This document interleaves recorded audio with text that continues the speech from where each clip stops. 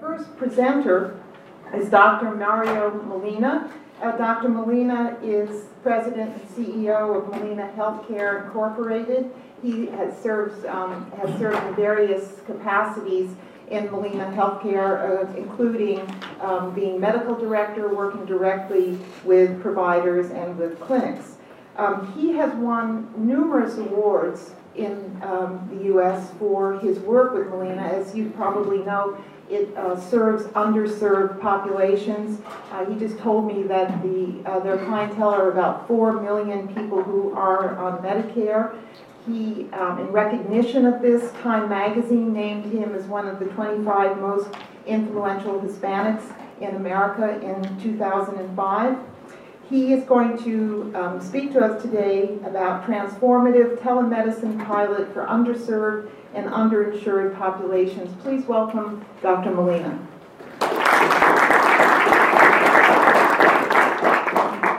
Okay, well, a couple of things. Sort of a funny story. I was getting ready to do my presentation, and I got the program, and I glanced at the program, and I looked at it and thought, they want me to talk about using cell phones in healthcare? I don't know anything about this. So I run down to the guy that does our presentations. I said, look, you've got to put together a presentation for me. I got to talk about using cell phones in healthcare. I don't know anything about this. He said, really? He pulls up the program and he said, no, that's someone else that's giving that talk. You misread the program. This all began with the use of telepresence, which is a technology that Cisco has that we use quite a bit. And as an example, we recently had our medical directors got together and had a meeting. And in the past, we would fly them all in somewhere. Las Vegas was a good place because it's inexpensive to fly to Las Vegas. The rooms are pretty cheap. And so if you want to have a big medical meeting, you bring everybody in. And we did our first national meeting by telepresence. So all of our sites are connected, and all the doctors were able to participate. It saved a lot of money, just in terms of travel costs. It also saved a lot of time because people didn't have to travel, and we were able to hold a national meeting and nobody had to leave their office. So that was sort of how we got into this. We started talking to the people at Cisco, and they said, well, we have some ideas about how you might be able to use this in medicine. I want to preface my remarks and draw on something that I think Dr. Lee and Dr. Torrance talked about. The world is not what you think it is. And my grandmother, I had a grandmother who had little sayings, and one of her little sayings was, the whole world is a small town. And that is true. Healthcare especially is a very local phenomenon. But what goes on in your small town, or your little corner of Los Angeles even, is not what goes on in the rest of the world. And we tend to think that everything is the way we see it and the way we experience it, and it's not. And certainly travel in the past has been a great way to see how the world is in other places and how people deal with the same problems you're dealing with, but maybe in a different way. And I think that the connectivity that we're talking about through technology is going to change a lot of that. We will very easily be able to see and learn from other people in other parts of the world. So, let me start in with my first slide. Challenges in healthcare. Our organization cares for Medicaid patients. These are low-income patients who are uninsured, who have their health care paid for by the government. And what are some of the challenges that we face, and frankly, the whole industry is going to face this. The first is increasing patient volumes. The healthcare reform bill that was recently passed will, in the next few years, and especially beginning in 2014, expand coverage in the United States so that people will have coverage, they will have insurance, and then the question then becomes, now with all these people having insurance, how do we care for them? So the problem is going to be we're going to have more patients to deal with. The second is the shortage of medical professionals. Again, this is a problem for us in this country, particularly because a few years ago we decided we had too many doctors, so we began to put caps on how many people we would train. We're now beginning to rethink that. And maldistribution. We have too many specialists, not enough primary care physicians, and everybody, as you have heard, wants to be in the city. So we have many smaller communities that are underserved. And even within large communities like Los Angeles, there are pockets that are underserved. So you have areas where you've got lots of patients, and not very many doctors, or not the right specialists. And not everybody's going to go to Cedars-Sinai to get their care. So if you're living in Wilmington, what do? And the third is the rising cost of health care.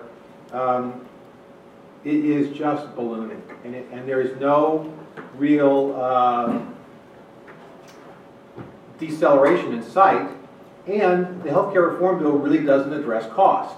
Although it was supposed to, in the final analysis, it's really about increasing coverage, increasing access, and not really about decreasing cost. The fundamental problem that we face is that we need to decrease cost. I had the opportunity to go to an international meeting recently, and the head of the National Health Service for Great Britain was there.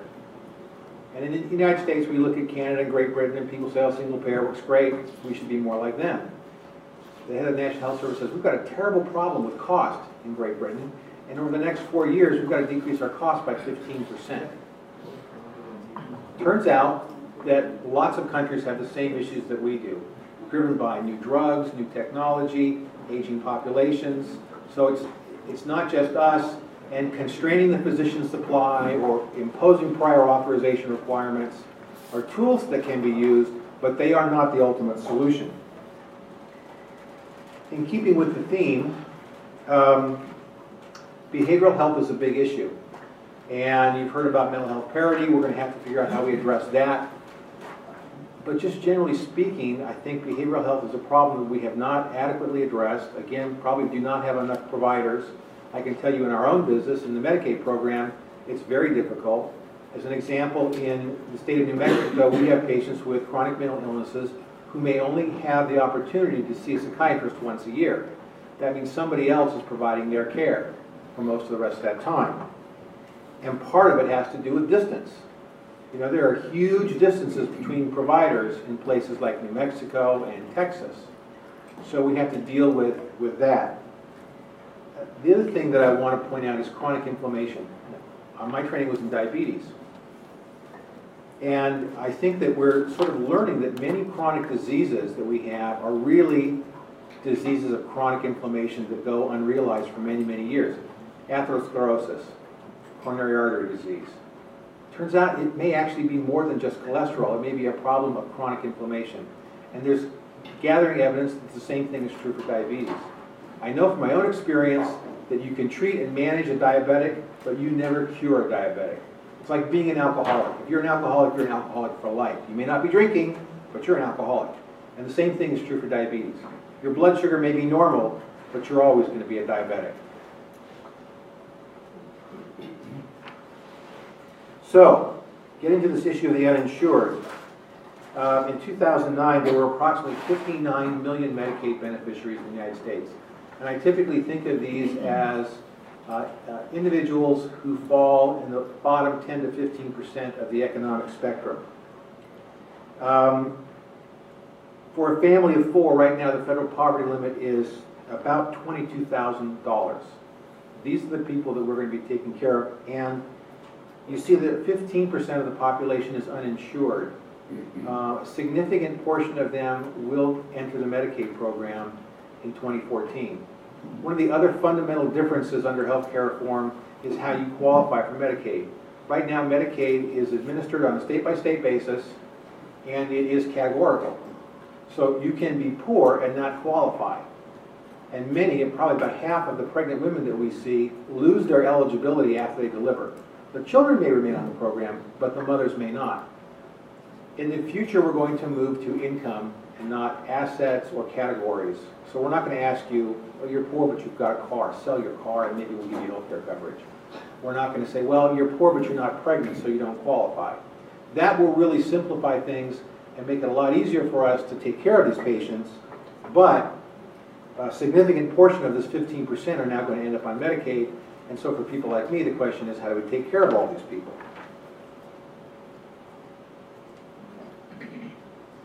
Healthcare challenges for the underserved. Access. As I was talking about, when you think about Texas or you think about New Mexico, Albuquerque is a big city, a lot of people in Albuquerque, but an awful lot of New Mexico is very rural. The same is true for Texas. Huge portions of Texas have no doctors. There are people there, they're few and far between, but there are no doctors. Even in California, we tend to think of California, again, because we think of where we live as being sort of an urban place, and many, many people do live in urban settings. But there are parts of California that are incredibly rural. And if you go to the northern part of California, especially up in sort of the northeast corner, it's extremely rural. It's as rural as any place in America. So we have this issue that we've got this mismatch. Many Americans, 25%, live in rural areas, but only 10% of the doctors do. And even if you can find a doctor, it may not be the right one. You can find a primary care doctor, you might not be able to find a rheumatologist. Cost. And this, I hope, will change, but people that are uninsured are much more likely not to get the care that they need because of cost. With healthcare reform, some of that may change, although I still think there are going to be big barriers to access. We have seen this in Massachusetts. Giving everyone an insurance card in Massachusetts did not solve the access problem. It solved the coverage problem. And if you can find a provider that will take care of you, that provider will be paid. The problem is finding the provider. And as a result, one of the things we've seen in Massachusetts is exactly the opposite of what we wanted. People went to the emergency room for care. If they find a primary care doctor, they know if they go to the emergency room, they will be seen. And the last is quality. And especially for chronic conditions, there's a concern that lower income people are not getting what they need in terms of the quality of care. And this is not a problem that's going to go away anytime soon either. So what can we do? Well, one of the things that we are experimenting with is this health presence idea. And you saw some pictures, and I don't know if you caught it, but on one of Bill's slides, he showed you the sort of medical aspect of things. And it's very cool. It used to be that telemedicine was basically a two-way communication where a doctor in a remote location could consult or advise another physician.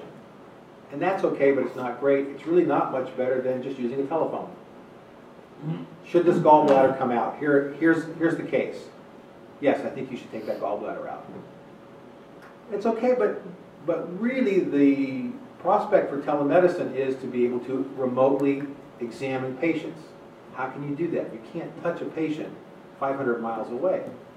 Well, one of the things is the new technology comes with things like high-definition cameras so that you can really see things in high definition and get a much better look at what it is that the lesion. And when we did our demonstration, we had a patient with a skin lesion. There's a special camera that you can use, and it measures the lesion and takes a picture of it in high definition so that someone remotely, like a dermatologist, can look at that and say, you don't need to worry about it. Or, that needs to be biopsied. That's important. But there are all kinds of other devices available now too. You heard about this gadget. Are you turning over in bed? I think it's less for people at home, but imagine if you put one of these in every hospital bed in the country. We'd know which patients got turned and which ones didn't. You prevent bed sores. It will also allow us to bring specialists to the primary care, and in the case of the psychiatrist I talked about, allow psychiatrists in a remote location to see patients.